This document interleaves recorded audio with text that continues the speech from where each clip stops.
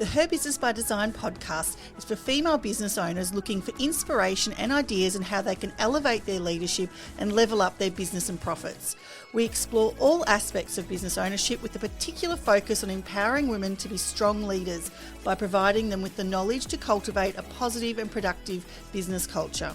So join us, Elaine Richards and Tamara Lloyd, founders of Business by Design Duo, for inspired chats with our favourite female business owners to uncover their journey, tips and ideas to help you in business. Well, hello, Tamara. How are you today? I am excellent. Cannot complain after a week's holiday, so I'm back and raring to go. I feel like deja vu. I feel like you're having all these little holidays and I'm still stuck in cold. Actually, it's been a bit of a mixed bag. It was beautiful weather in Melbourne and then here we are in our winter woolies. It's cold again. So beautiful up in sunny Queensland. So, yes, we're very fortunate, but come back rejuvenated. And we've got a new topic to talk about today with our listeners. How exciting. And hello to our listeners, more importantly. Yes, hello. What's our topic today? Well, we're going to be talking about communication channels, but just not just the channels, but communication in general with your team and having a bit of a think about the setup. I think sometimes in business we just go along and, do whatever comes, but I think a bit of planning can ensure that you get your message across effectively, but also for different messages there might be a different level of urgency. So looking at what media you might use for the different types of communication. And of course, one of my biggest sayings is it's not what you say, it's how you say it. Yes. So maybe we'll touch on that a little bit later as well. Yeah, I love it. Let's get stuck in. So firstly, I think it's important to maybe have a little bit of a think about your business, or suggest as listeners have a think about your business and have a think about what sorts of communication you have between your team, the different teams within your team. For instance, you might have a sales division, you might have accounts.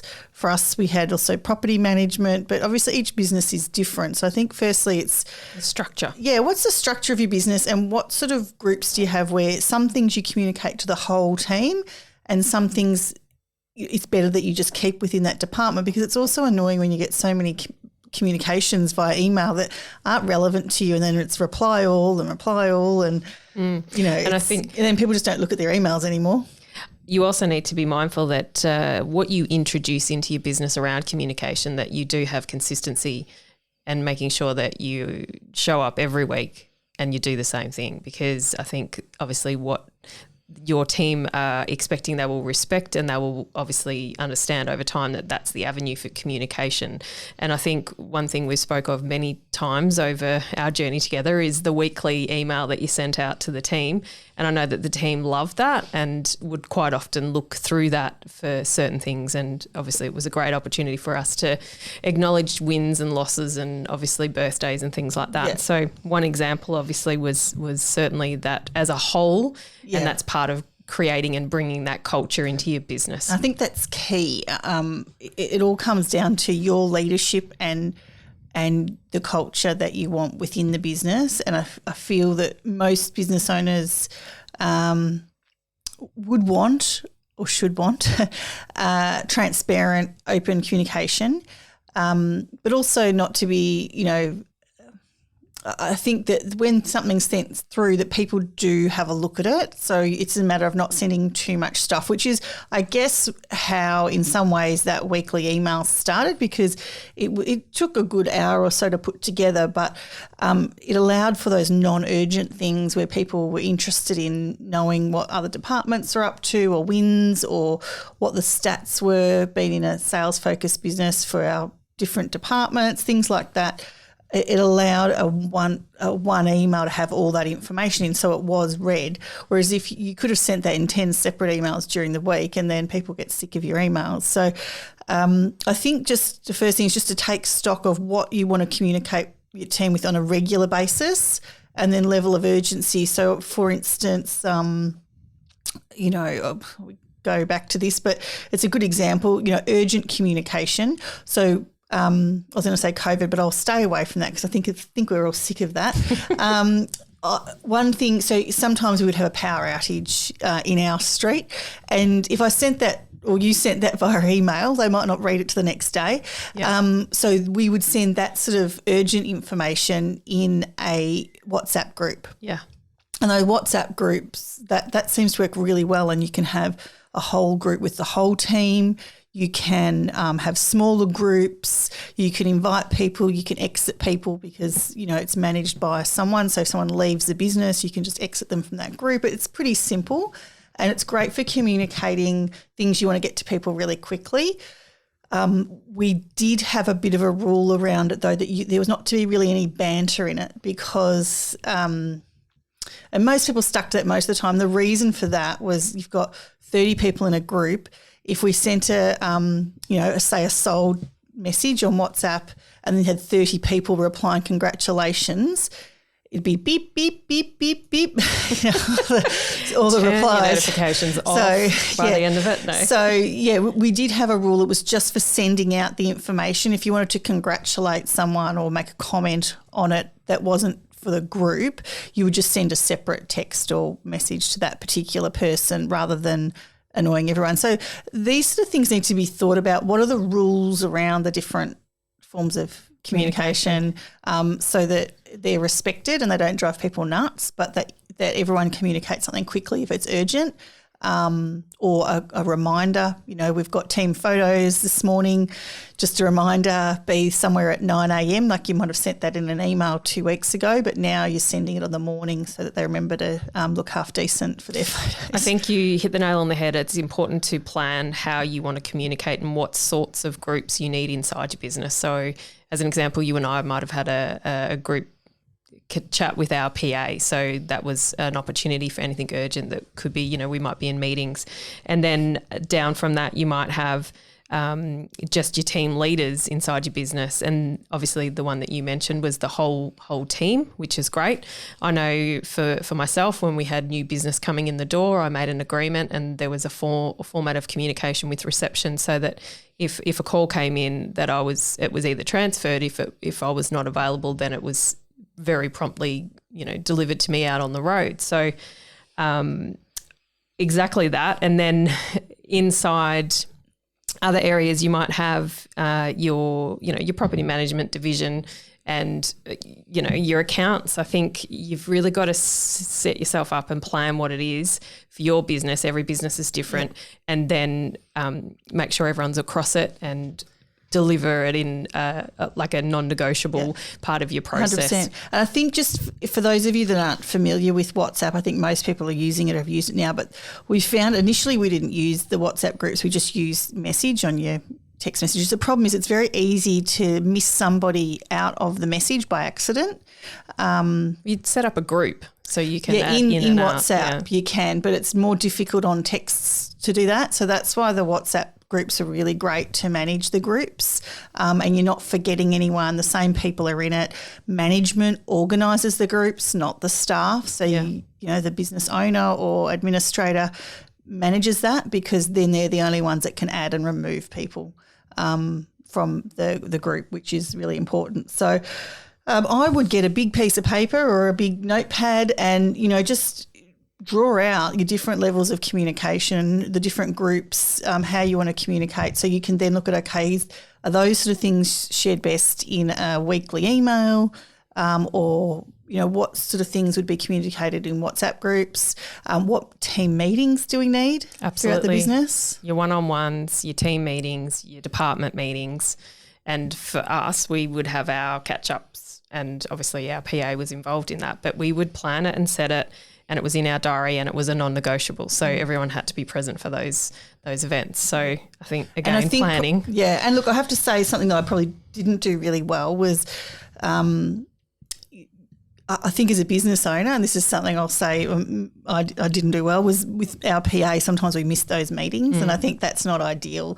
You as the leader really should show up and make sure the meetings that you have with your teams, even if it's smaller groups, are done, even if you had to change the time, which sometimes we did that.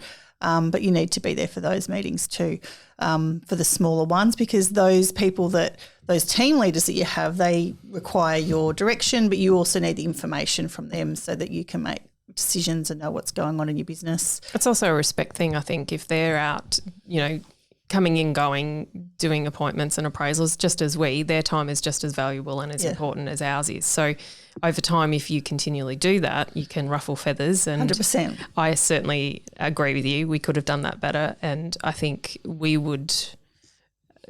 I think they would appreciate us a bit more, and we would appreciate them a bit more if there was that respect there mutually, and ensuring that we are present. Yes, and 100%. On that, we used to also have a WIP in progress. Work in progress. And we would itemise and be clear before our meeting what our topics were, so that we knew exactly what we wanted to achieve in those meetings. So. And that was with our the work in progress was particularly useful.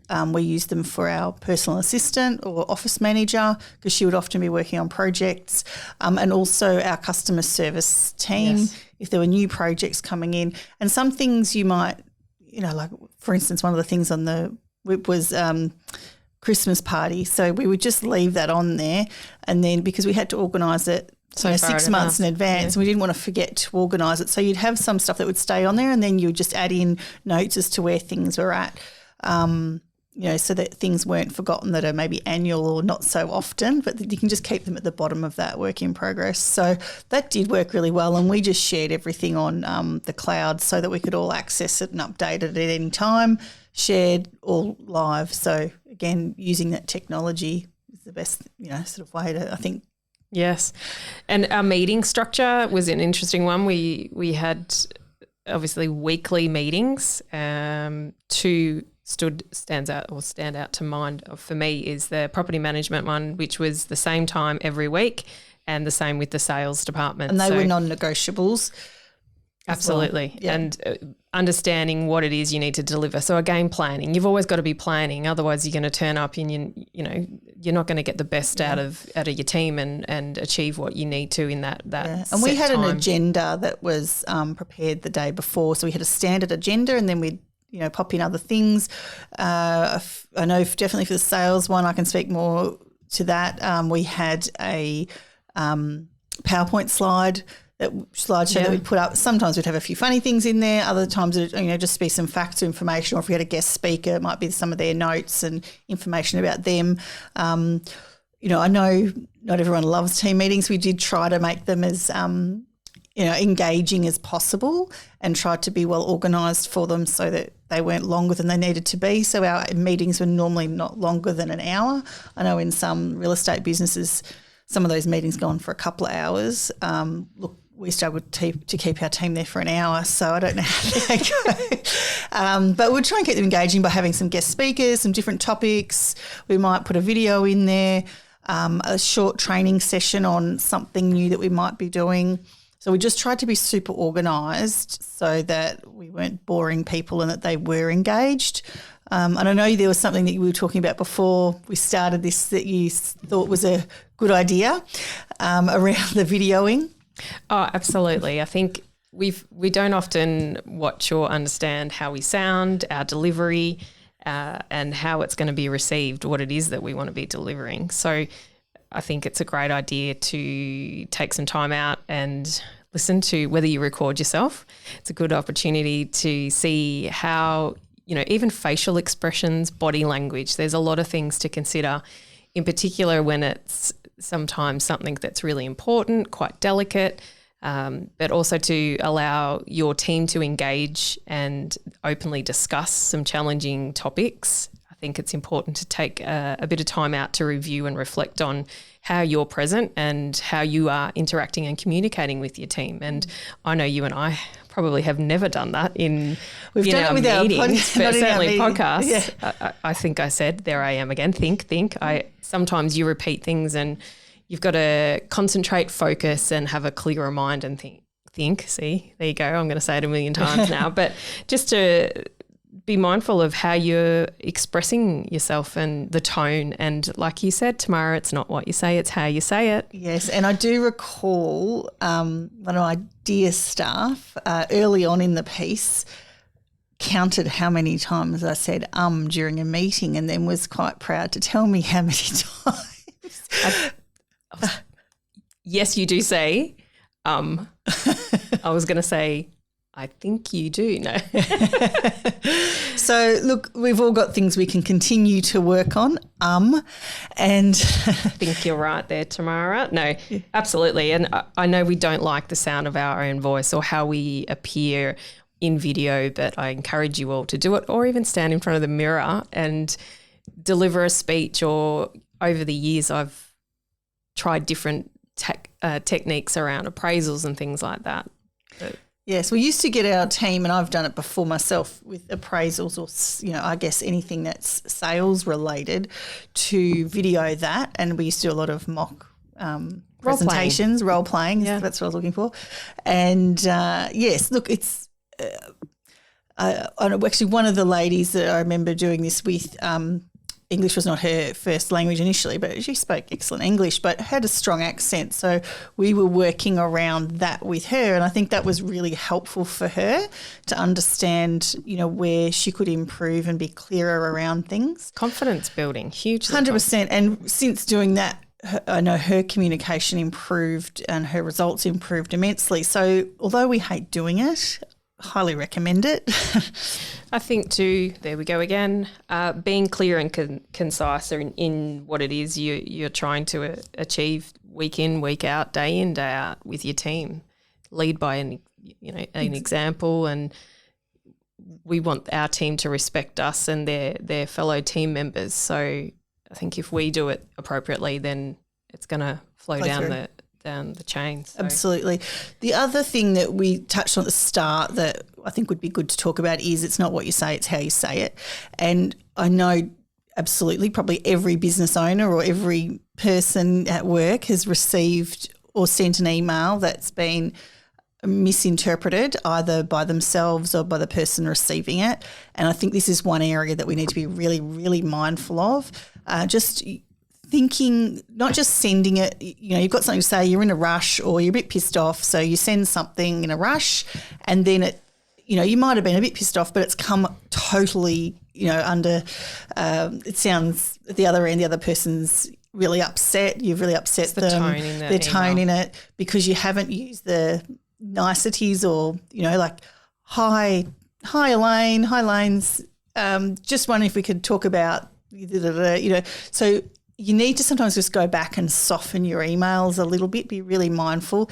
And if you are finding things are getting heated, or there's some disagreement, just say, look, let's just talk about this in person and stop it as soon as you can. And I did have that discussion a number of times during owning our AWAT office, because what the first person might have meant as relatively innocent quickly escalated into an almighty issue, and then they did learn to start monitoring themselves a little bit, because we talked about it quite a bit, and they would say, oh, okay, let's talk about this, or let's, they'd CC me in it, and then I'd be like, okay, that's enough, we'll talk about it tomorrow. So yes, you need to understand when things are escalating, and that they're just going to get worse and worse if you keep going, whether that's via text message or via email. Just be super careful in the way you send things, and particularly if you're pissed off, you might be better off to just have a discussion with them the next day.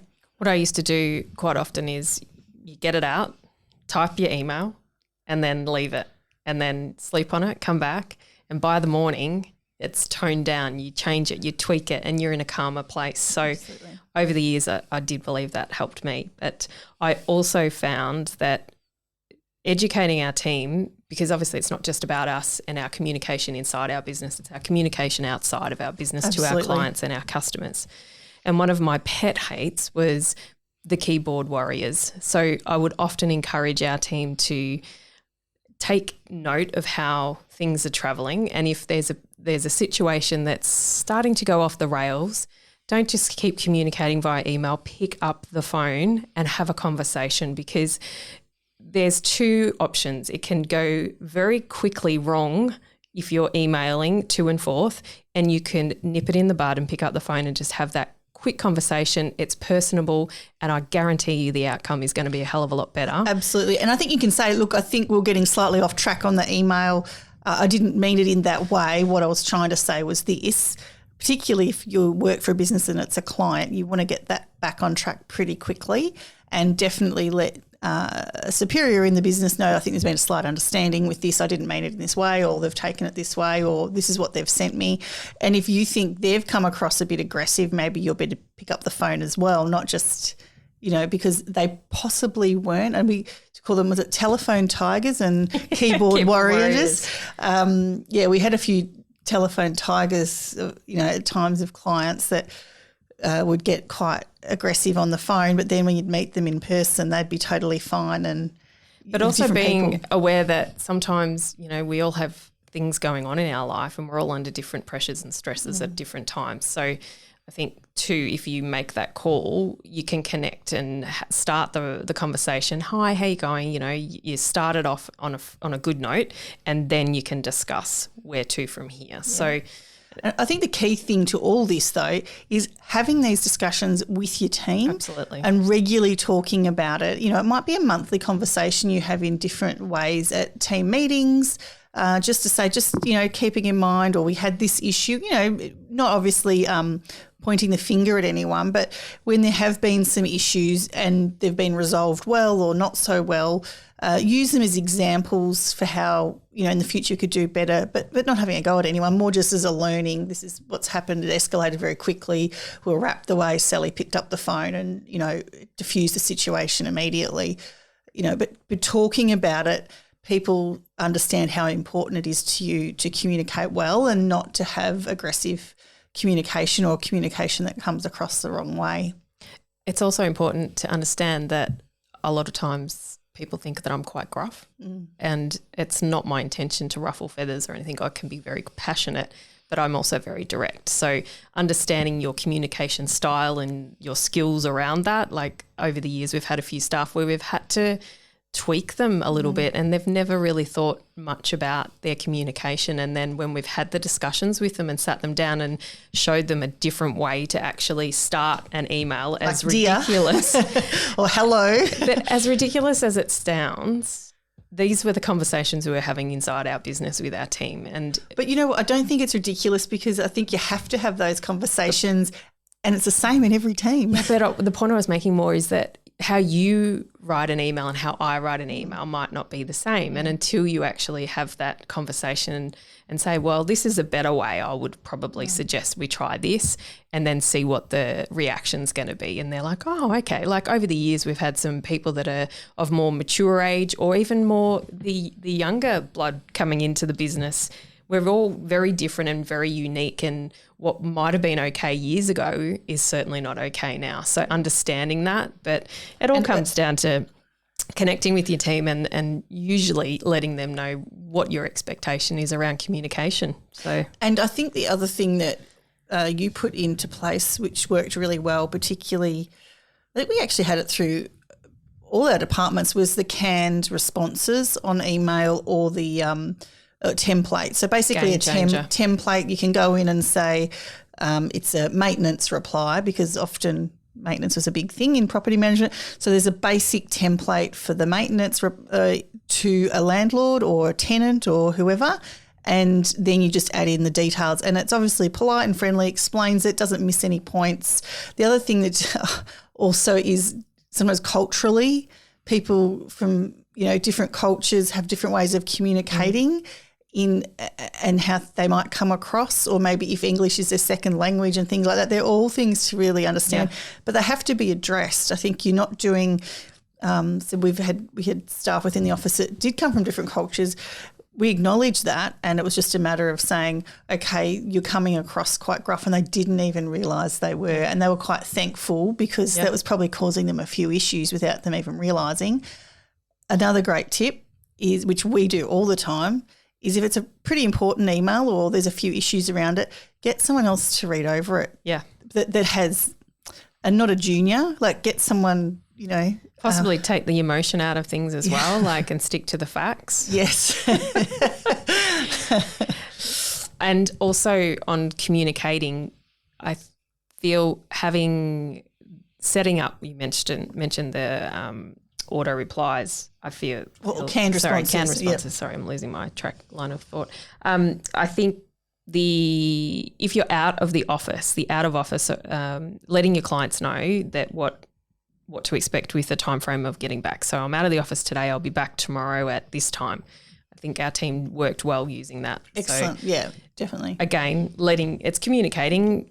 And that was a template that was set up that you wrote, and then they just tweaked it depending on times and things, so that it was the same for everyone. Yeah. Exactly. So who they can call in the event of an emergency, even setting up, there's so many different things. But you need to plan it, and you need to know 100% across your business where you need to communicate what message it is, and make sure your team are all on board and everyone's delivering the same message. So, and that you lead as a leader, you lead by example.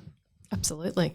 So hopefully that's given our listeners a few ideas around communication. We've covered a few topics, a few areas. We've had weekly emails, planning days. There's a hell of a lot of things.